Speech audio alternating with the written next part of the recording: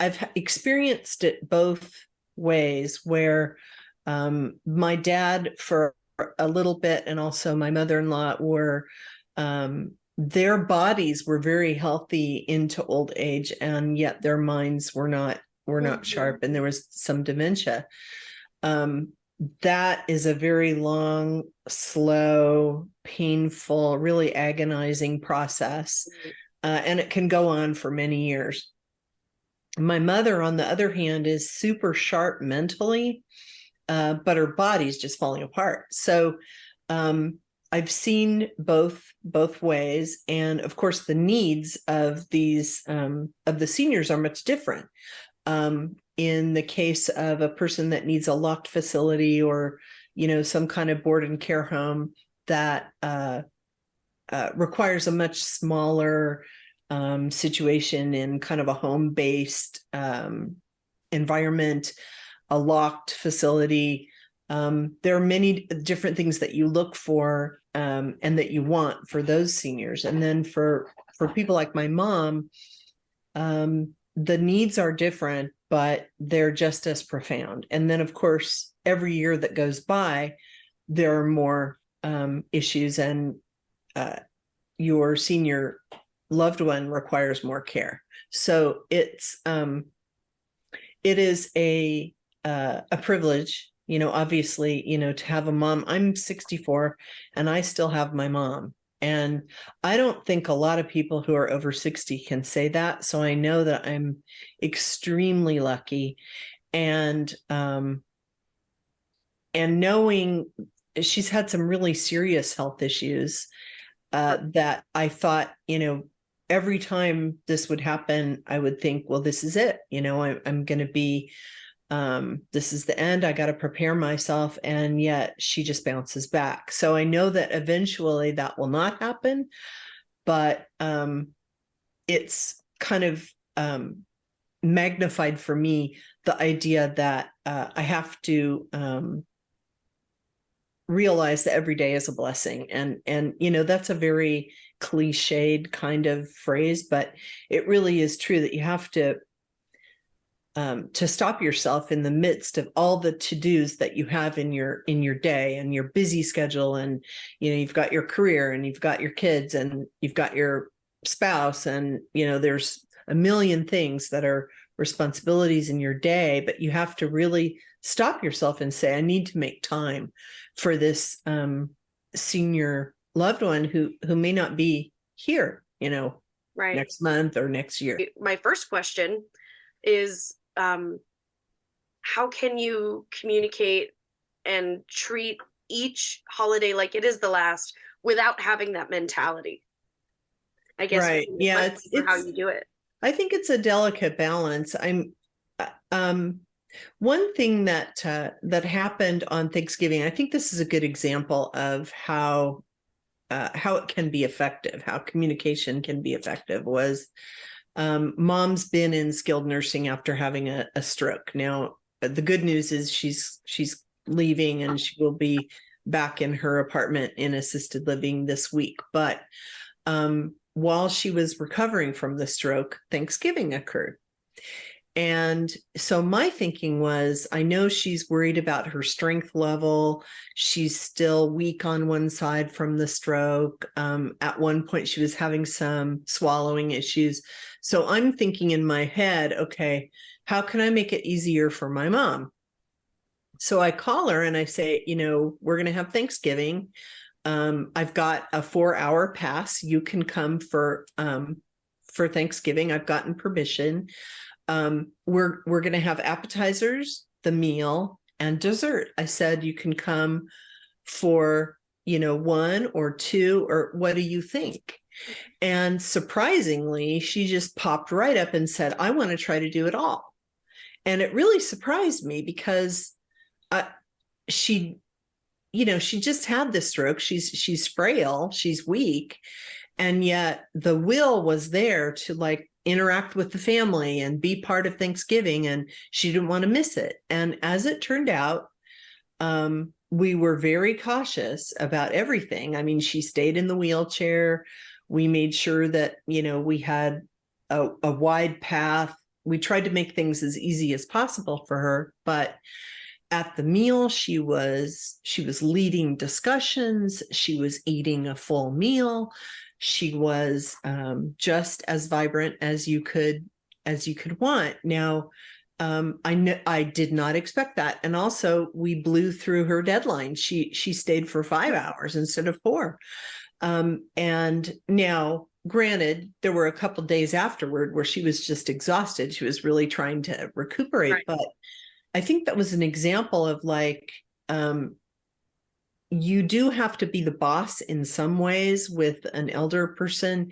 You have to make sure that, they're on top of taking their meds, and you got to get them to their medical appointments. And you have to make sure that they're asking the right questions of caregivers, and you have to bird dog, are they getting the right care, and are they getting the right nutrition? But you also have to be cognizant that this is a dignified adult.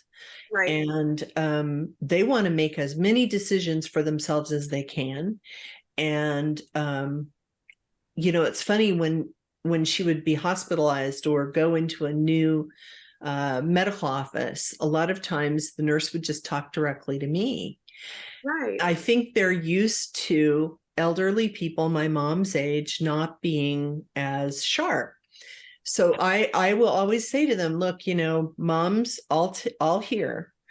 She's profoundly hard of hearing. So you have to really enunciate, and you have to speak loudly. But I said, please speak directly with her. This is her appointment. I'm here, to ask questions and help her. But, and they're always happy to do it. But it's been very interesting because there's a delicate dance. You want her to maintain her dignity as an adult human being. At the same time, you have to know when to jump in and help out. And sometimes mom she doesn't want to ask for help because she's independent, and nobody likes to ask for help. But, as you get older, you have to do it. And she's always worried about this balance between how much do I try to do on my own versus when do I call the caregiver to help me? She told me the other day, for instance, it was really hard for her to get out of bed in the morning. And I said, well, so what does that mean? Are you saying that emotionally it's hard for you to wake up in the morning and you don't want to get out of bed? She goes, no, physically it's hard for me to get out of bed. And I said, so what about it is hard? Is it hard for you to swing your legs over? Or is it hard for you to, explain to me what you mean? And she said, I've grown so weak, I can't really push myself up into a sitting position.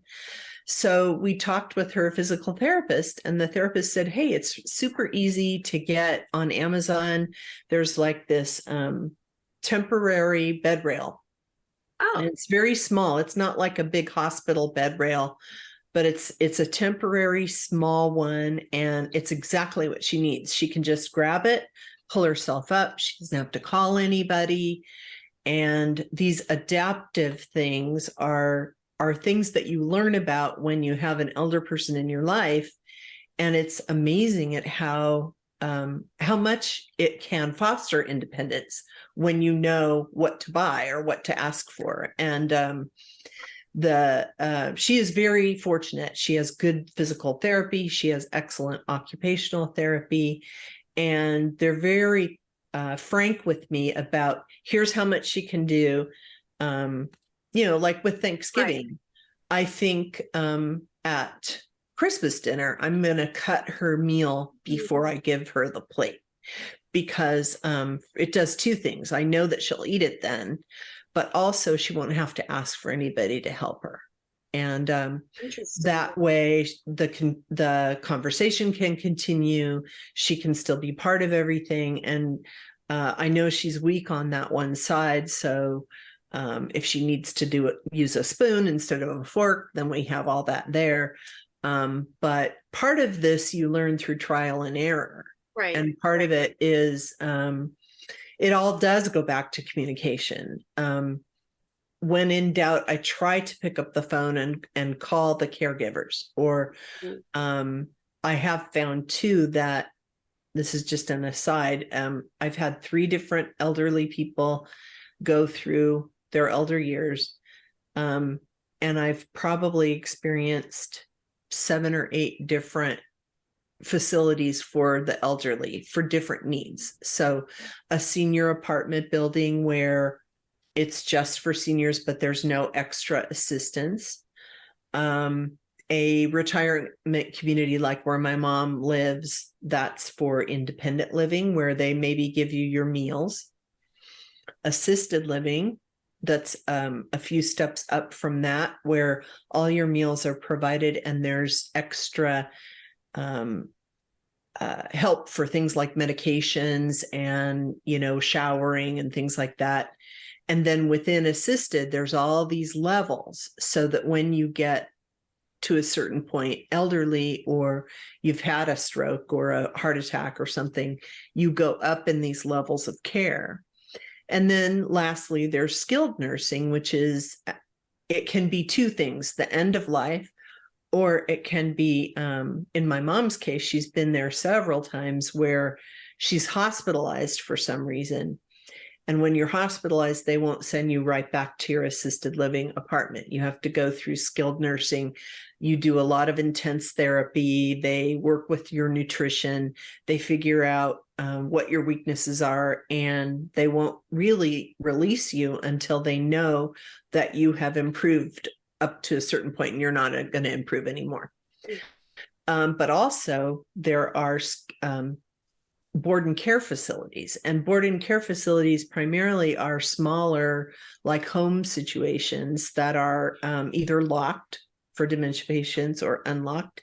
They can be staffed by all kinds of different people, so you have to really be careful about fitting the right fit for your elder person. But when I first started this process, probably 20 years ago, with my mother-in-law, I didn't know where to start.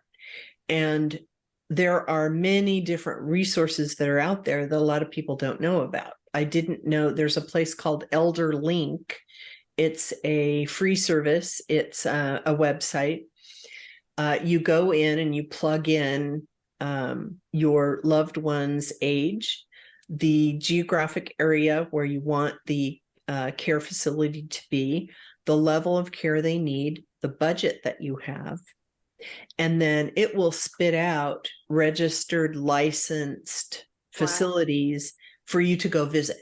And so you can choose, 5 or 6 of them, you go and visit them, and then you find the right fit. And I did that for both mother-in-law, like 2 or 3 different times at different levels of care. And then for my dad. Mm-hmm. And there are places, truly, I would not send my dog, that are licensed, registered facilities. Really that bad. I mean, Mom and I would look at each other and say, there is no way, we can't get out of here fast enough. Mm-hmm. And other places where it's like, I would want to live there, fresh cookies every afternoon and a roaring fire and a dog and, this wonderful facility. So it is all about communication. It's asking the right questions. It's knowing where to look for assistance. It's knowing when you need resources, and then your network comes into play. Having people the same age as me or a little older who've been through this, giving advice on, here's how today. My friend who's lost, her husband and both parents in the space of a couple of years, was telling me, well, when your mom does go into palliative care and then hospice, here's what you can expect. And she had a whole array of things that I never even thought to ask about. One of which, of course, at the very end of life, when someone really needs, all they really need to be, to have is to be comfortable. Mm-hmm. There's what they call a comfort kit, and it comes with, in the old days, we called them tranquilizers, but like an anti-anxiety medication. Yeah. There's a pain medication, And there's just kind of, we're going to make these last few days as comfortable and as easy as possible for this person to pass. And it's just a huge, huge benefit that even 10 years ago didn't exist, so but the more of us like me who are getting older and trying to stay active, we're going to be using the healthcare system and going into these places. And as a result, there's lots, elder issues are a huge deal right now, and they're a big business, more care facilities and more doctors specializing in geriatric issues. And it'll be a whole new bonanza for business opportunities in that area. Interesting. Right. It's insane to think that those places were so bad too. I've seen, my grandmother was in a place that was okay, right? It was like really young. So I think, I'm starting to have conversations with my dad, like, don't get on that ladder at the highest point. Yes. And he is so stubborn that I can already foresee so many conversations, because he has always been the one that, you don't say no to dad, you don't say, dad says do it, you do it, but I don't want him to get hurt. I don't want him to trip or fall, right? And I guess my question to you is, how do you have that conversation, like what we were saying, like with compassion and understanding? I don't think there's an easy answer to come on. and I think especially men, I think it's really hard. It's really hard when you take away their car keys. You tell them you can't get on the ladder. You got to hire somebody to do it, or hold the ladder while I do it for you.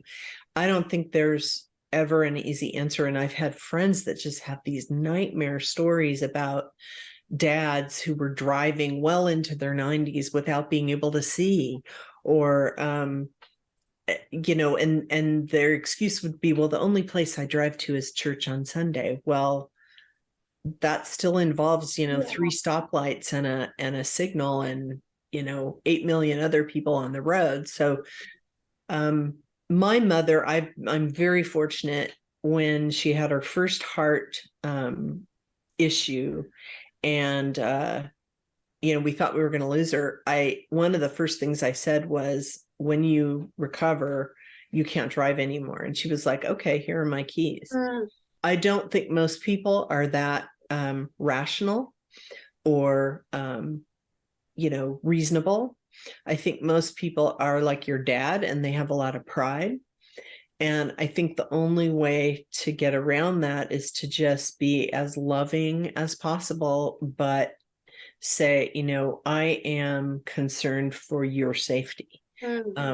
I totally understand that you want to try to do this on your own. But the fact is that after 50, and that's pretty young, they say you shouldn't ever get up on a ladder again. Because at 50, that's when your balance starts to shift. Cal State Fullerton, as a matter of fact, I was doing a story on the Fall Prevention Center. This was probably 25 years ago. And I remember thinking, well, this is really young. But one of the things they said was age 50 is when you have to start worrying about your balance. Your center of gravity shifts. Interesting. Your perceptions are different. And 50, that's really young, and when you think that people are living now into their 90s, that's a significant amount of time. That's 40 years of knowing your limits. And but you could easily tell your dad, I know that you're already 68 and you've been doing this just fine, but medical science says we should get you some help. And it's not you, it's just science says this. And so in order for you to be safe and be with us for 25 more years. This is how you have to be. But I think it takes a ton of patience. And sometimes it is really hard to be patient with an old person. I mean, as nice and sweet and loving as my mother is, there are times when I really struggle because it's just, communication is always fraught with all kinds of, emotions and issues. And I'm not the most patient person in the world. And so it's, I do find myself having to take a deep breath and realize, life isn't perfect all the time, and neither am I, and neither is she. And, so I wish there were an easy answer to that, but I know, right? Like, what is the magic phrase that we can, bridge the gap? I think that is gold in itself. I think, I mean, we've been talking for like 30 minutes, and I think this is a great podcast. I mean, the biggest takeaway too for people is, and hook back around, is how to communicate with someone who has, shared your lived experience, right? And I think that is really important around the holidays to, keeping in mind that everybody has their own story. So, I mean, just some things that I've learned are, yeah, speak with compassion.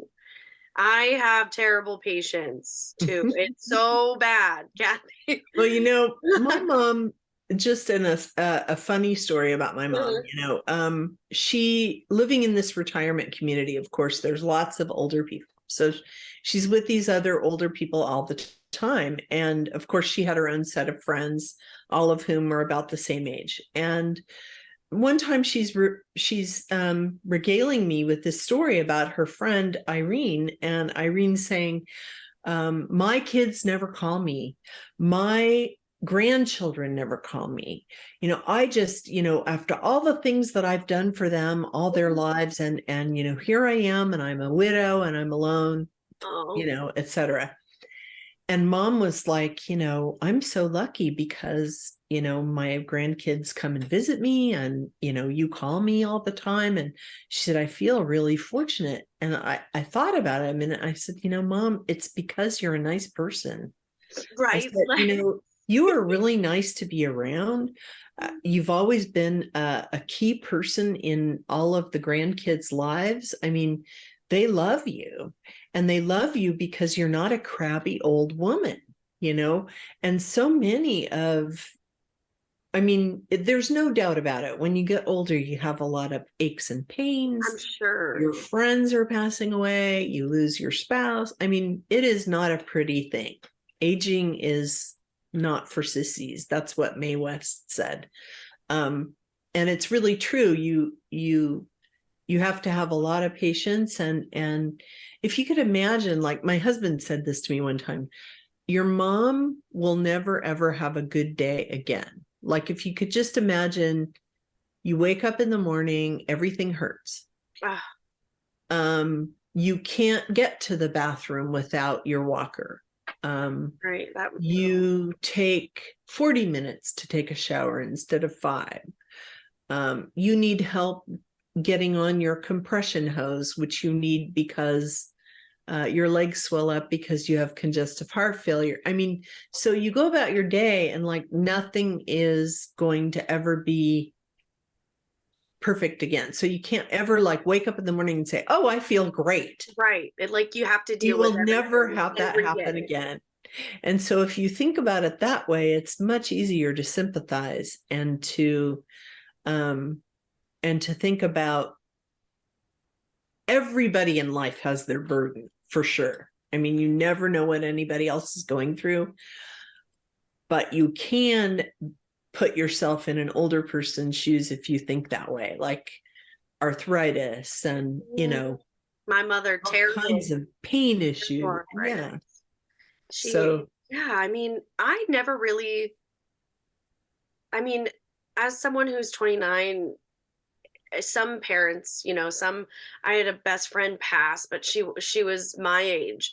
But when you think about like gerontology and the study of aging and what it does to your body. And just every single day, you're totally right. Every day for someone who is elderly is probably filled with pain and sadness. So I mean, now that I'm realizing it, like empathizing with that woman who's like, oh my gosh, like everybody's gone.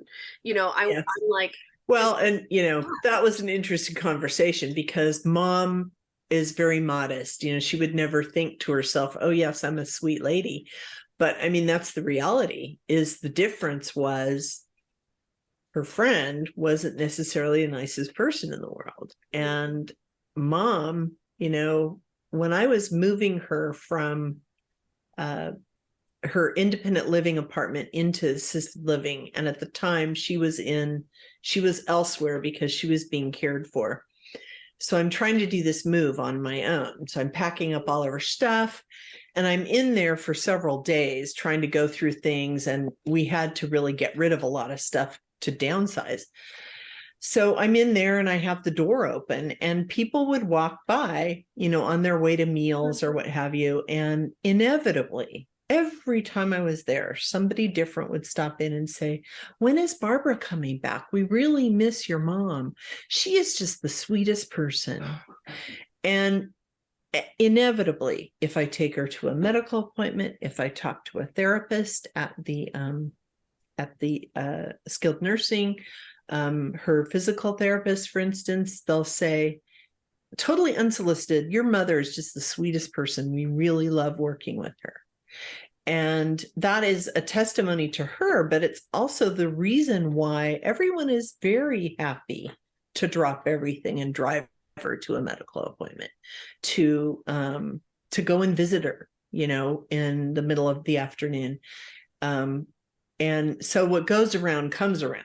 She's right. always been very giving all of her life. And so it's, I think everybody realizes that it's not a whole lot to ask to go and see her or to text her, or she's Right. one of the only 91-year-olds that I know that has a smartphone and texts all of her grandkids, so oh my gosh. Yeah, she's pretty amazing. She really, she doesn't know how to work her iPhone. I mean, that's the reality, but she knows enough to like text.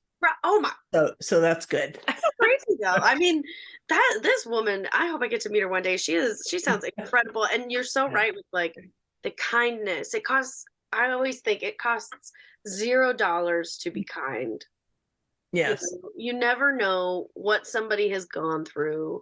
So, I mean, communication is key. I mean, yes. This will be well, and one of the things we haven't really gotten to is the actual sandwich part, and that the sandwich part, right? Like, how you balance your life when you have kids and you also have elders, and it's just not easy. I know from having lived it. It's when you have small children in the house and you also have parents to care for, it is really demanding. It is really hard. It's hard to go to work and try to forget these issues that are weighing on you.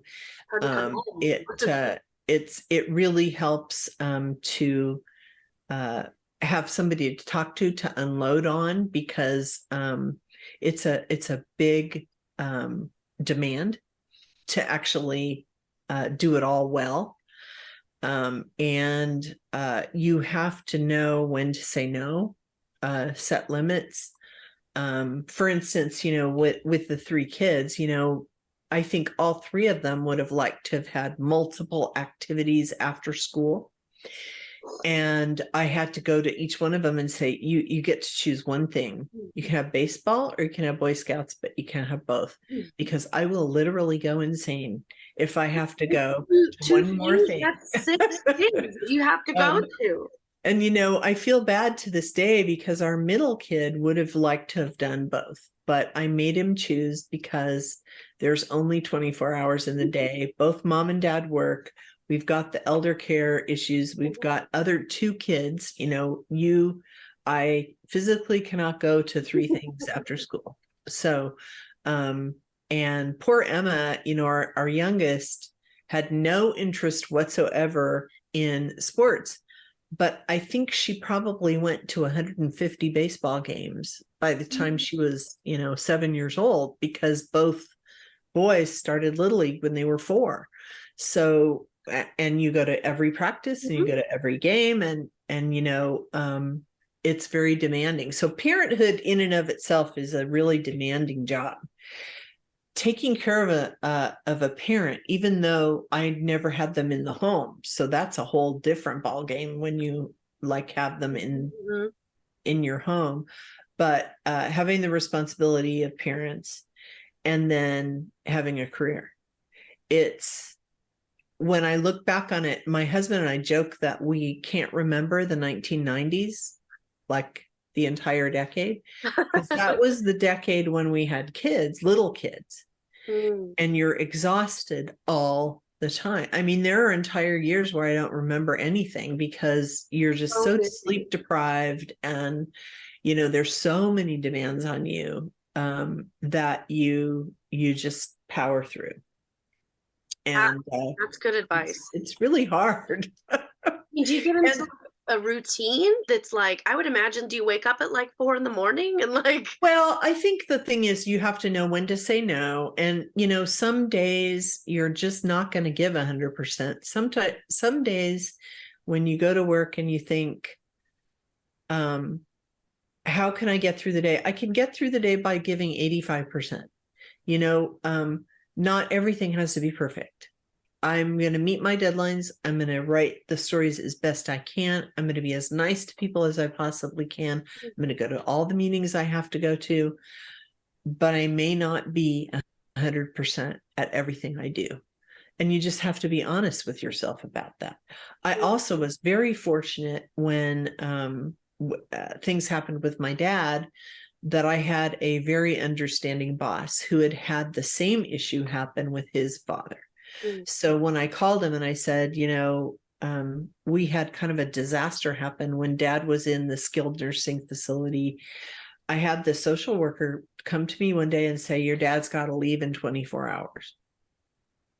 It was like Medicare was not going to pay after a certain day, but there was no warning.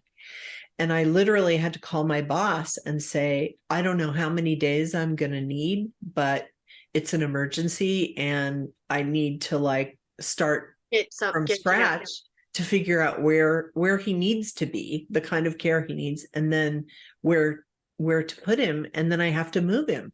And I have to do it all in 24 or 48. I mean, it was really a short amount of time. You have to rely on other people when you don't want to, like asking my boss for grace. But you also have to know that sometimes you got to delegate, and sometimes you got to postpone. And if you do all those things, then you can usually get through the day. But I would be lying if I said everything I did was perfect. I mean, I know that I made mistakes with my kids. I know I made mistakes with my parents, but you just do the best that you can, and it's, I wouldn't want to relive that decade. As joyful as it was to have kids, and I loved having little kids around. They're wonderful, but I'm really thankful that I'm not doing that right now. I mean, my sisters have kids, and they also help take care of my parents. And my oldest sister has 3 daughters, and they're all under 10. And I look at her life and I'm like, you're doing the Lord's work, girl. Seriously. I mean, I don't know. I'm learning a lot from, you guys. Well, I was an only child. And when I was growing up, our house was perfect. I mean, my mother stayed home, so she made all of our clothes. She was incredibly creative. So needlecraft was on the wall, and, dinner was on the table every night, and there wasn't a speck of dust in the whole place.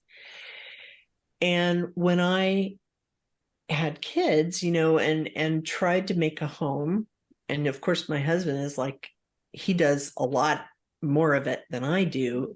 He was the one that got dinner every night, and picked up the kids from school, and we were a team. But I remember one time my mom was kind of sitting and watching all this chaos. We had him over for dinner. We always have her over for dinner every Sunday night. And I remember her like looking around and she, I thought she was being judgmental and thinking to herself, gee, and why is this place such a mess? When was the last time she dusted? But really what she was thinking was, and she said, I don't know how you do it. And that was a huge testimony from my mom. Like she's not very effusive, so she wouldn't go on and say, oh, you're just the most wonderful mom. But just for her to say, like, shake her head, like, I don't know how you. Yeah. But right. It was a different life, having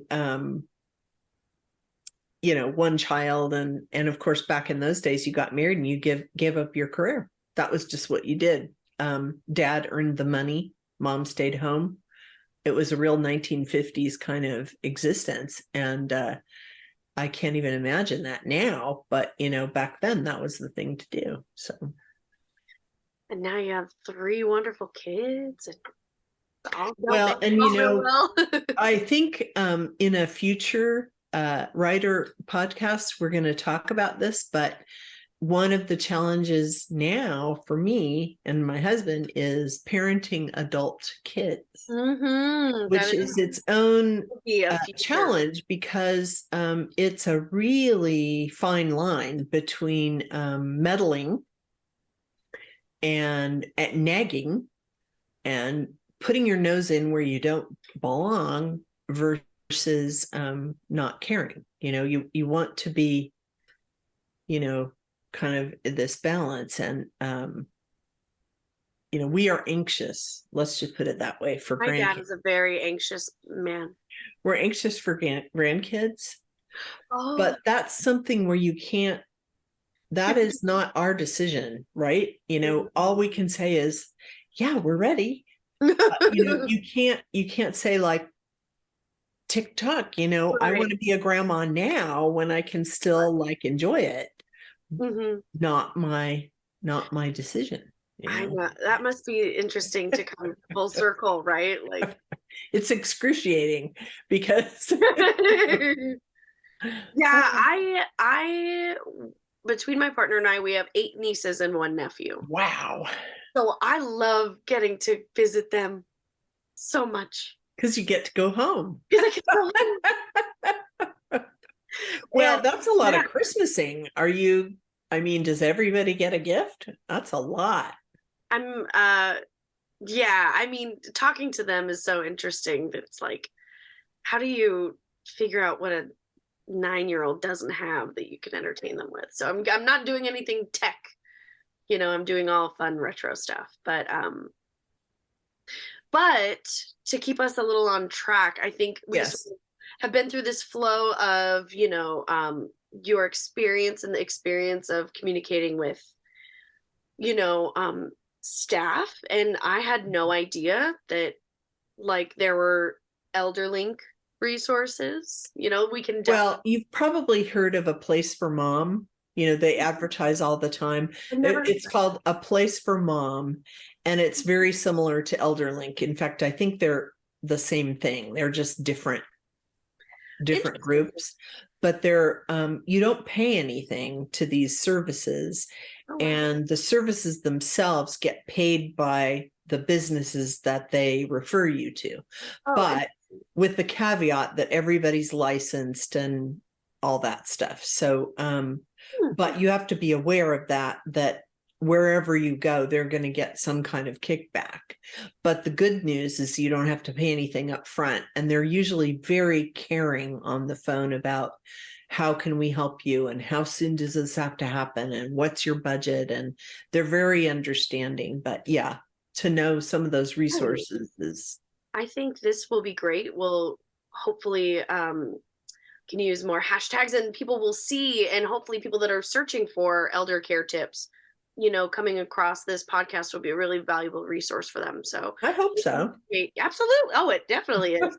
How to communicate with your parents and your children, and how to handle stressful, traumatic events, like, your parents getting sick. Like, I learned a lot from your experience and you sharing. So I'm sure other people will too. Good. Fun. Good. Well, I think that pretty much sums it up for this episode of the podcast. For those of you that are watching or listening, tune in, and make sure that you take care and talk to your parents, and make sure that you empathize and communicate, because time is precious and spending time with your loved ones is especially precious. Right. So thank you. This has been delightful. This has been so delightful. Happy holidays to everybody out there. And yes, stay tuned, because we're coming in with more podcast topics. Yes. Happy New Year. Happy New Year.